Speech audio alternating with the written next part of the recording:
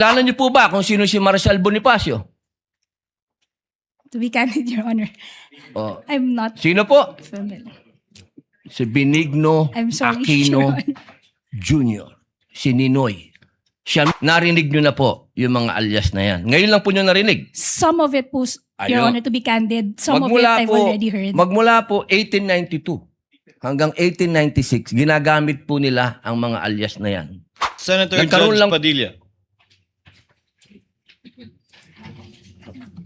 Maraming salamat po, Ginoong Tagapamahalang Hukom. Meron lang po akong tanong sa ating saksi. Opo. Ginoo, sa palagay niyo po ba karapat-dapat lamang na gumamit ng alias kapag confidential fund ang pinag-uusapan? Sir, as someone who does not know, sir, implementations of parang mga confidential activities on the ground, sir, I cannot, hindi po ako makakasagot ng maayos, sir, kung pwede po ba or hindi.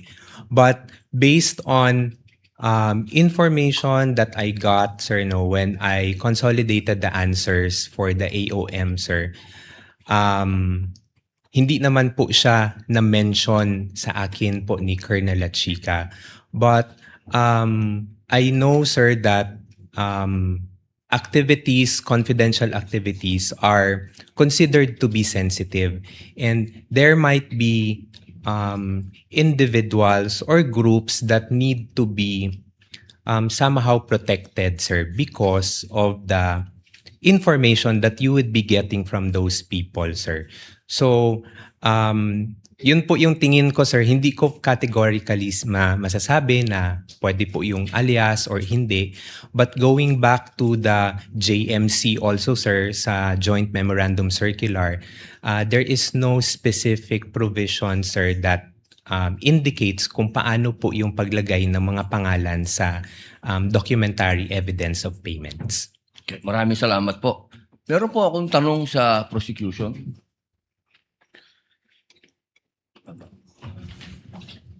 Magandang hapon po. Napakaganda po ng inyong ngiti. Good Opo. afternoon din po, sir.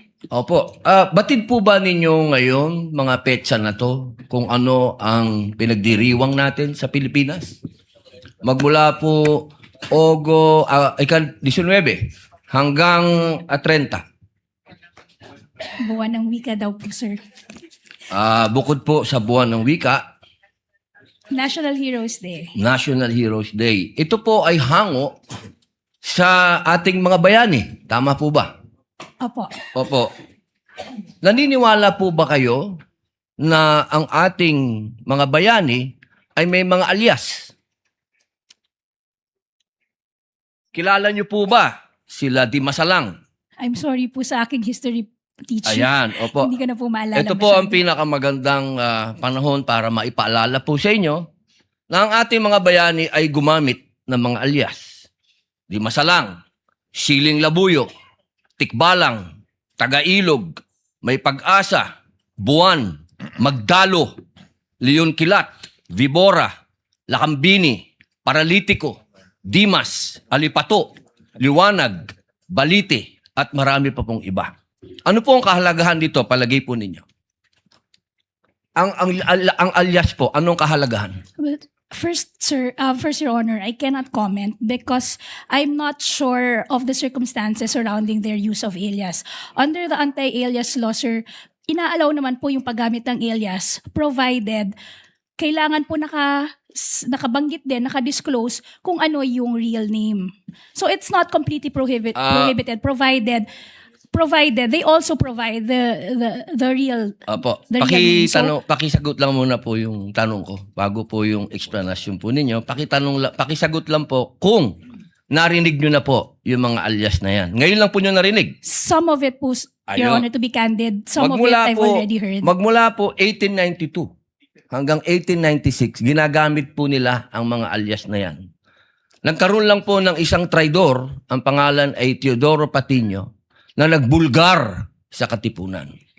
Alam po ba niyo yun? Yes, Your Honor. But the circumstances then were different because we were Bakit po iba? under... Bakit po iba? Bakit po na iba? May gera po nun, sir, and we were under Wala po ba tayong occupation. gera sa NPA? Ang NPA po, merong mga alias.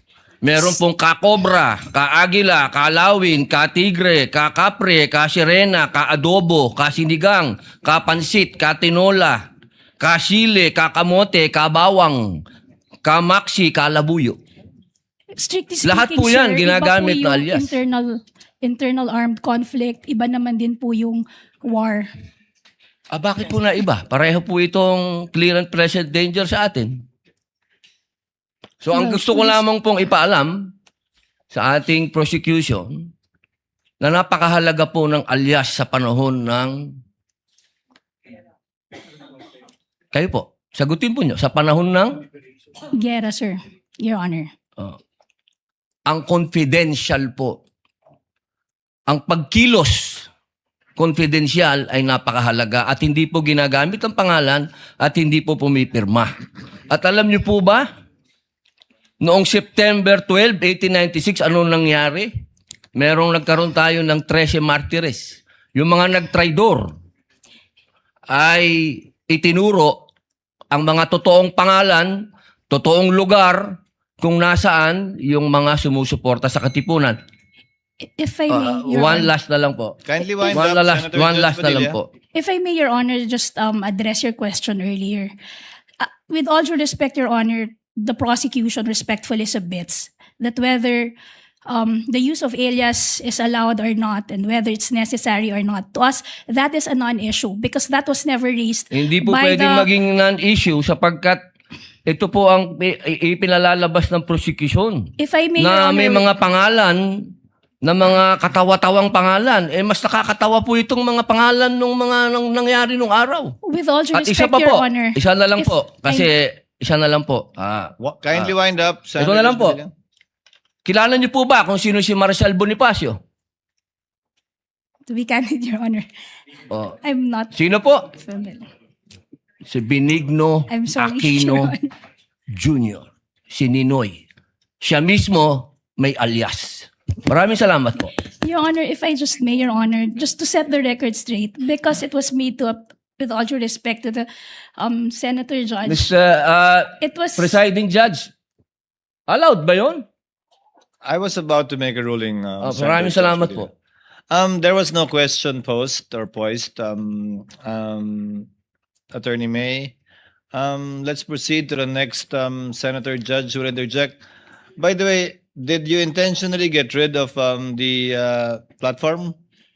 Yes, Your Honor, because we were not expecting that I'd be called again, Your Honor, to make way for the Honorable Chair of the Okay. panel of Understood. prosecutors, Your Honor. Understood. Senator Judge Aquino.